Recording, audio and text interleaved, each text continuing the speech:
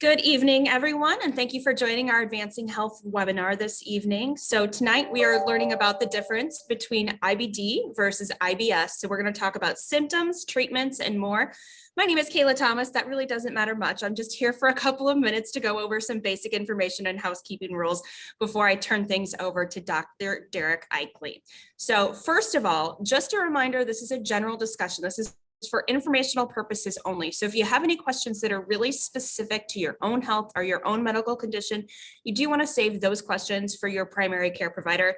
General questions we can definitely take. So as you may have just heard as we were beginning, this webinar is being recorded, but just so you know, your name and your personal information will not be shared. So as I mentioned before, questions are welcome. Please use the Q&A function as opposed to the chat to answer your questions. That helps us keep better track of them. If you are having any technical problems or need to contact a member of our staff, you can use the chat function for that, and we'll help you resolve any issues that you may be having. Again, if you do have questions and want to use that Q&A function, you are welcome to remain anonymous if that's easier for you. So go ahead and take advantage of that as well. So with all of that taken care of, I believe it is time to turn things over to Dr. Eichele. He's a gastroenterologist with Nebraska Medicine. So thank you, Dr. Eichele, so much for your time and your expertise tonight. I know we have a lot of people interested to hear more information. Oh, well, good. Thank you for having me. It's great to kind of talk about this. I know that this is a big topic that a lot of people have questions on, and there's some overlap, and we'll get into that. But first of all, thank you guys for coming. As Kayla said, by way of introduction, I'm Derrick Eichele, one of the assistant professors here in gastroenterology at UNMC. And as you can see, I've been here for a while. So I've done all my postgraduate training. I've lived in the Midwest the entire time. So I've been here about 10 years and very much enjoy being here in the environment here. So without further ado, no disclosures to talk about, but let's kind of get into the topics here. So, kind of what is IBS and what is IBD? There's a lot of confusion because I think the acronyms are so very similar to each other, and they often get kind of used interchangeably, but they do mean kind of distinctly different diagnoses in our world. So first of all, we'll talk about irritable bowel syndrome. So as you can see, it's often a debilitating condition with symptoms that kind of tie in the gut-brain interaction. So there's symptoms of abdominal pain, gas, bloating, and then you can see kind of the subtypes that are categorized here below that we refer to that kind of help tailor treatment options for us. So we talk about IBS-D, and these are patients that have more of a diarrhea predominant symptoms. So you have that kind of interaction between what's going on in the GI tract and how the mind and brain are interpreting that. Other folks may have more of a constipation picture, and then there's others that kind of wax and wane between the two. They go from diarrhea to constipation. So inflammatory bowel disease is distinctly different. So this is where there's an inflammatory condition where the body's own immune system kind of interacts and attacks the digestive tract. When we're talking about ulcerative colitis and Crohn's disease, it affects kind of different regions. So we kind of specify what region it's attacking. So we'll talk about a Crohn's colitis or a Crohn's involvement of the small intestine. But this tends to be chronic and relapsing. So there'll be moments through therapy that we get into a kind of a clinical remission, and then there's other times you have flares, and there's an inflammatory response to this and kind of a breakdown of the gut barrier, which we do not see in irritable bowel syndrome. So why is it difficult to tell the two apart? For patients and even for us providers, it's difficult because a lot of the symptoms that are reported are very similar. So someone that's coming in with abdominal pain, it may be irritable bowel, it may be inflammatory bowel, and we really kind of get down into the weeds when we're talking about symptoms. And it's really heavily weighed upon diagnostic and or blood tests that we look at. So it's very difficult by symptoms alone to differentiate if you have irritable bowel or if you have inflammatory bowel. So it leads to further evaluation and testing. So it might be helpful to kind of go through a little case study. For some of you, this kind of might ring true to you. It's something you're going through. So we'll kind of go through a couple cases, kind of tease out the salient features here. So the first one we'll talk about is a 33-year-old female that notes that she has intermittent symptoms of abdominal pain. There's bloating associated, tends to note that it's worse in the evening after eating, also having diarrhea, and this has been going on for several years. Of note, when you talk to her in the clinic, she worries about what foods she can eat because anything she eats causes her pain, and she hasn't been able to figure out what it is that is driving this. She indicates that she has flares to where at these instances she has to use the restroom several times a day and really only has relief of these symptoms that are mentioned above when she has a bowel movement. So when we think about this, we think about alarm features when we're talking to patients in the clinic. So some of the alarm symptoms is it a shorter duration of symptoms? If you recall from the prior one, she's been having this for years, and it's not progressed. It's kind of consistent throughout the course of the time. Unintentional weight loss is another one. If someone has to wake up in the middle of the night to use the restroom to move their bowels, that's somewhat problematic and atypical. So those are things that, as we're asking patients in clinic about it, we'll ask them if they have to wake up, if there's nocturnal awakenings to use the restroom, because that's usually not typical. That's usually indicative of some inflammation going on in the GI tract. Again, family history of colon cancer, and that's kind of a little outside of the topic we're talking about, but any family history of that would raise flags of someone else, that person themselves in the clinic, having a risk for colon cancer. Any rectal bleeding is concerning and would warrant further evaluation with specifically colonoscopy. Anemias, which would lead to some fatigue, pale complexions, and abdominal mass that they can feel. All those things would be very concerning. And if you look at it and you go back to the symptoms that were reported, none of these are alarm symptoms. When you ask her further and you're talking more about this, you know, through the years, they've seen doctors and they've had blood testing, they've had imaging like CT scans, MRIs, they've undergone EGDs, colonoscopies, and nothing has been ever shown to be problematic or damaged in the end evaluation. So that would be something more consistent with an irritable bowel syndrome. Now take this as kind of in opposition to this patient here. So we have a 28-year-old female that's noted pain for the last couple months. It's been progressively getting worsening. There's some urgency to use the restroom after a meal. She's had increasing urgency, pain with bowel movements. So as opposed to the other one, the bowel movements were alleviating the kind of pain and cramping. There's actually pain with bowel movements. And most recently, there's been some blood in the stool. So you can kind of see highlighted here, these are all kind of some concerning features with the blood in the stool, increased urgency, increased pain with defecation. So when you're evaluating this patient, there's noted to be some anemia. So the hemoglobin here is less than 12, so that would be abnormal. So there's been some kind of reduction in blood count by various means, but we know that there's an anemia.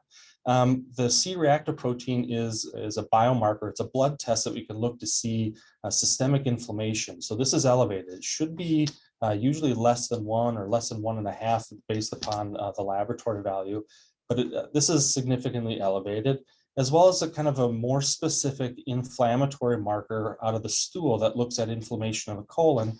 And this is grossly elevated. So normal lab variation, but a normal would probably be less than 100. So this is significantly elevated. As you look at this, you know, as we're looking at this, you know that there's something going on here. So this is prompting further workup and evaluation with a colonoscopy. And at this point in time, the colonoscopy notes kind of irritation, inflammation in the colon, and biopsies and endoscopic findings are consistent with ulcerative colitis.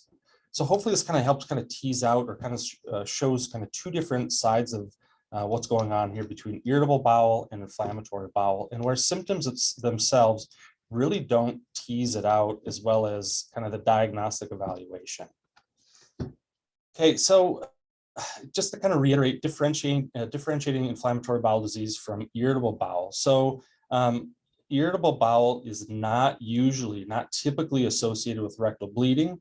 It's typically not associated with weight loss. Now, some people may lose weight because of lack of desire to eat because of pain, but this is someone eating typically and losing weight and not trying to lose weight. There's oftentimes inflammatory evidence based upon testing in inflammatory bowel, not in irritable bowel. And as well, there's abnormal findings on colonoscopy. So in general, in an irritable bowel picture, Endoscopically, and then the biopsies that are taken do not show levels or active inflammation.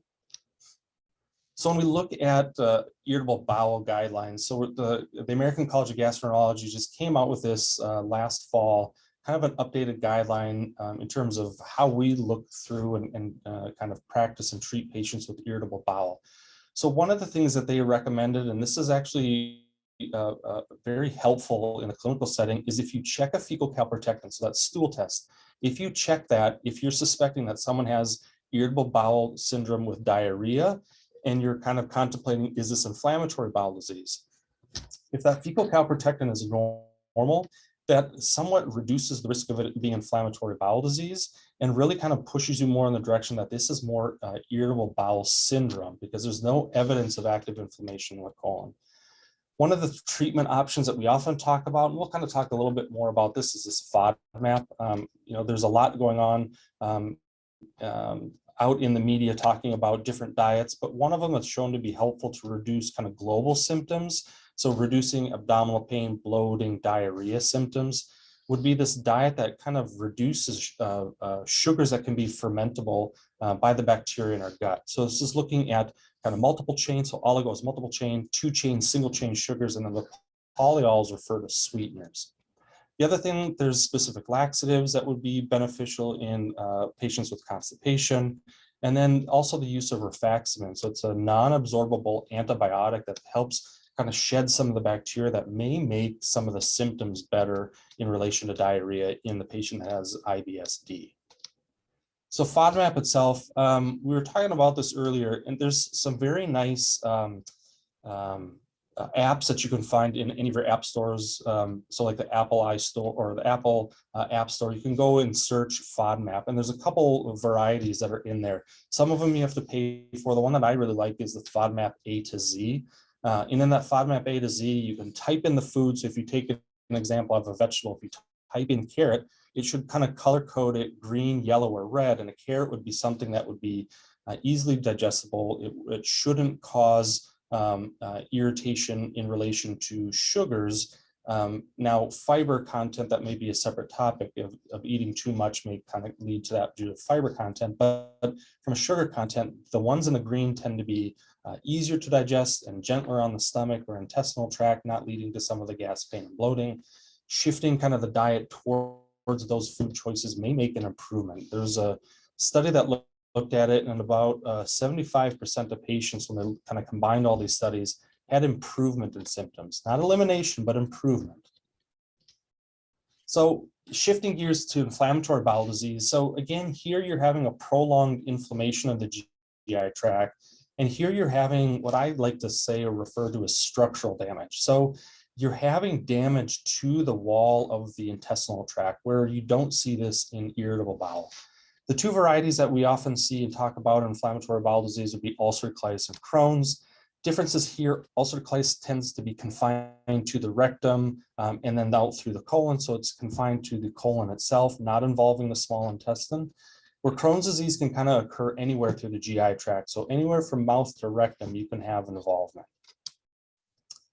Symptom-wise, patients with inflammatory bowel disease, they may vary from person to person. Some patients may not have a lot of symptoms that are associated, and then you look endoscopically and it looks really, really inflamed, and it looks like it would be causing them a lot more symptoms, and vice versa. So it can vary quite significantly in between patients, and it also can change over time. So it can be kind of steadily progressive and worsening. You can have a flare that gets treated. So some of it can change over time. Symptoms, again, this is a persistent diarrhea. This does not go away unless medically treated. So it's not like I have diarrhea, I move my bowels, then I kind of get a normal bowel. So this is a persistent, consistent diarrhea. May have some abdominal pain, tends to have more abdominal pain in the Crohn's patients than in the ulcerative colitis, but I would not negate pain being present in ulcerative colitis completely. Again, more rectal bleeding or blood in the stools. Again, we see this more in ulcerative colitis than Crohn's disease, but it can be present in both. Weight loss, fatigue. The fatigue is due to kind of the chronic inflammatory response, as well as fatigue may be related to anemia. So again, there's times that there's active disease, which we would call a flare, which we have to kind of escalate therapy. And then there may be times of remission, and that's kind of really the goal of our treatments in inflammatory bowel disease, is to provide medicines that induce and maintain remission so that patients can have kind of a better quality of life, kind of live functionally normal lives. So often people are wondering, like, well, what is it that caused this? What did I do to myself that caused inflammatory bowel disease? The short answer to that is probably nothing that you did specifically, or to the best of our knowledge, it's nothing in your diet that you've done specifically. Now, we know that there's environmental factors, and we know that the microbiome is kind of like the new kind of leading area of research that people are looking into to try to find a better explanation of what is going on that's kind of stirring or kind of propagating this immune response that's kind of overactive. There's so much that goes into this. There's so many variables that it's going to take some time to kind of tease it out, but there are people kind of around the globe looking at this at various aspects and levels. So again, there's some form or some combination. Some patients may have a genetic predisposition, others may not. There may be an immune response, an overabundant immune response, more of like an autoimmune response where your body is attacking itself. There's some antigen or some exposure that's driving a reaction, and then it just kind of self-propagates itself. And you kind of have to break that cycle to alleviate the inflammation. So when we look at the incidence of inflammatory bowel disease, there was kind of a relatively recent epidemiologic study that looked at this, and I kind of think the diagram here on your top right, I thought kind of well teased it out or well indicated kind of what we're seeing globally with inflammatory bowel disease. So in and around the Industrial Revolution, we started to see more evidence of cases of inflammatory bowel disease.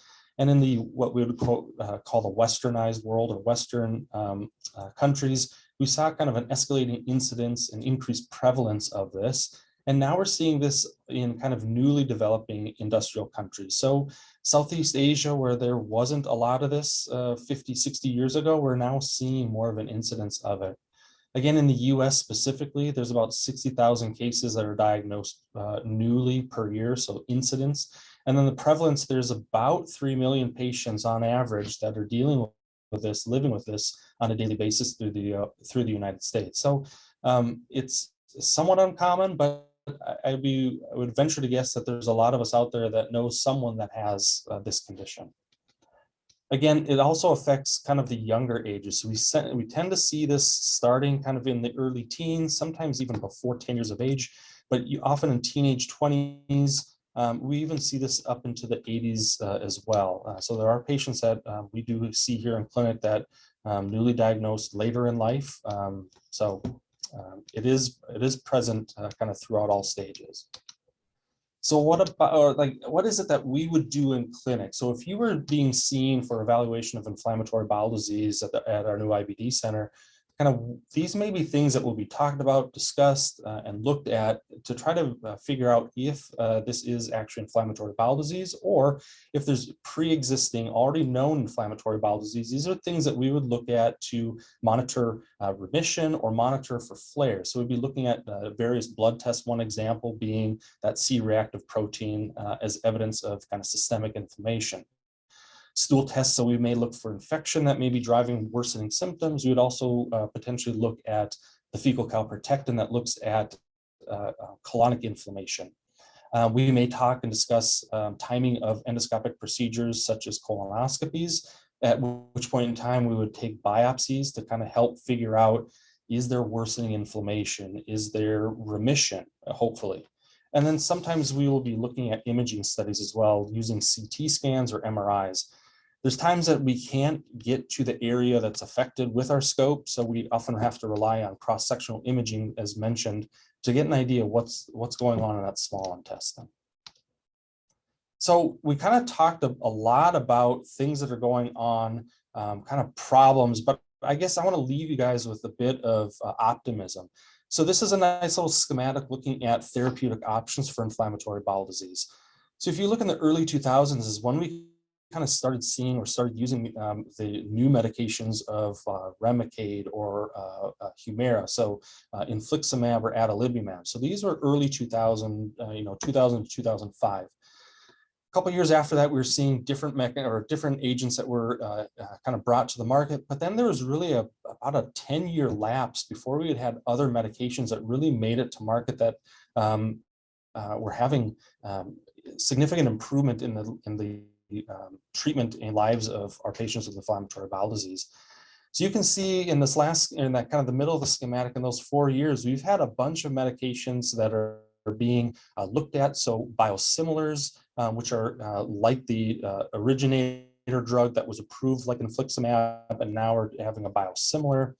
So more options are out in there, newer mechanism of action. You can see the tofacitinib, that's actually an oral medication that's used in ulcerative colitis. So we've come a long way in about the last 15 to 20 years. And you can see there's a bunch of medications that are currently being investigated in phase 3 clinical trials that should come to market. Some of them are on market relatively recently, but some of them are still in the process of being studied to make it. So, like I said, kind of a hope of, or like a glimmer of optimism that there are mechanisms that are out there that we're finding that are being used and having some advantage and improvement in treating inflammatory bowel disease. So like I said, we've newly opened up our Posture and IBD Center with a very generous donation through a benefactor. And so we're currently residing in the lead transplant center on the second floor. So we are outside of the normal Durham outpatient center. Some of our providers do see patients up in the Durham outpatient center, but our kind of multidisciplinary clinic is down here at the Posture and IBD Center, to where we have psychiatrists with us, dietitian. We have the ability to consult with a colorectal surgeon, clinical pharmacy. So we've kind of bringing in multiple avenues of areas that are needed in the treatment and assistance for our patients with inflammatory bowel disease. Just new as of today, the website is open, so be sure to go and take a look at that. Again, it's new. There'll be more content being added to this in the coming days and weeks. So with that, I would kind of open it up to questions. That's what I'm here for. I will ask the questions that have been coming in. And for those of you who are watching, feel free to add your questions and we'll get to as many of them as we can. So one question that we've had come in is that I've heard that a low FODMAP diet isn't supposed to be long-term. However, since IBS doesn't just resolve itself, how are you supposed to get off the diet without an increase in symptoms? Yeah, that's a very good question. That's a challenge that we deal with all the time. So it's the FODMAP diet is really is supposed to be initiated kind of in depth for like a month. So you're really cutting out a lot of things. It can be quite restrictive. The concern that we have long term is, does that lead to kind of nutrient deficiency based upon this kind of the strict reduction of foods in our diet? So what we propose and what's usually advocated is that you start kind of strict, you get to the point where hopefully it's making a significant improvement in your symptoms, and then you start adding things back one at a time judiciously. So we don't just want to liberalize it again and then not know which thing caused the worsening symptoms. So you kind of systematically start adding things back one at a time to kind of liberalize it. And hopefully that big list then becomes something a little bit smaller and manageable that you can avoid. Now, like other conditions, like someone that has a wheat allergy, like celiac, it may be difficult to completely avoid it. And when you're out to eat or when something's being prepared for you, there may be something that gets in there. A patient that I know of has issues with onions, and if there's onions in it, they're going to pay for it. So they do their best to avoid it, but oftentimes it's completely impossible. So again, to kind of directly answer, kind of narrow up front and then hopefully liberalize it to reduce overall symptoms. All right, our next question. I've read that IBS can improve as you age, but some other sources say this isn't true. What's your opinion on this? I think what I would look at that is that it's probably more of a symptom management that it improves with age. Now, Is stress or a relation to it? That's where it gets into that gut-brain axis, gut-brain interaction. So is it something that we get better at dealing with stress, or we identify the stressful triggers and we kind of change a lifestyle? That may be a component to it as well. Yeah, we tend to see this kind of paralleling in that time, like I said, in the inflammatory bowel disease. We tend to see it kind of pick up in the teens, 20s, 30s, but I often see folks still in their 50s dealing with it. So I think it's more patient driven. So kind of, I wouldn't say a global reduction, but I would say kind of patient wise. Oftentimes when you deal with the symptoms at hand and get on top of it, that's where it tends to get better through the course. All right, next question. Do you think digestive enzymes offer any help for symptoms, particularly bloating or abdominal distension? That's a tough one. I guess I tend to be pragmatic about it. So if someone thinks it's helping them, sure, I'm open to experimenting with it and trying it. But when we look at it systemically, and we look at it kind of with the rigors of scientific studies, it really hasn't been shown to be helpful in the large population. So when we look at things like probiotics and enzymes, we look at it as placebo-controlled trials. So we look at someone getting placebo and someone getting the actual treatment option. And the differences between those isn't very different. Now, that rate isn't zero. So there are some folks that are having an improvement on it, but it doesn't move the needle from what the placebo is getting or the placebo is driving.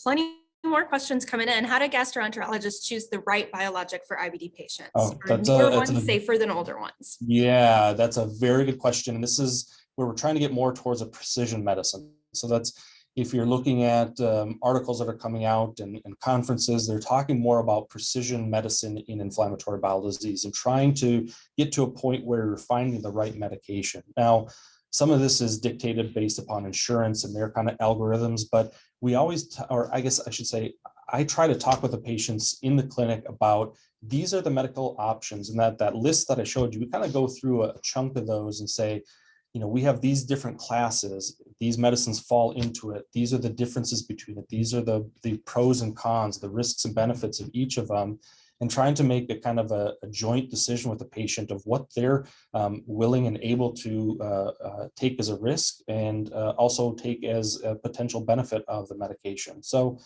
there are differences in the medications in terms of side effects.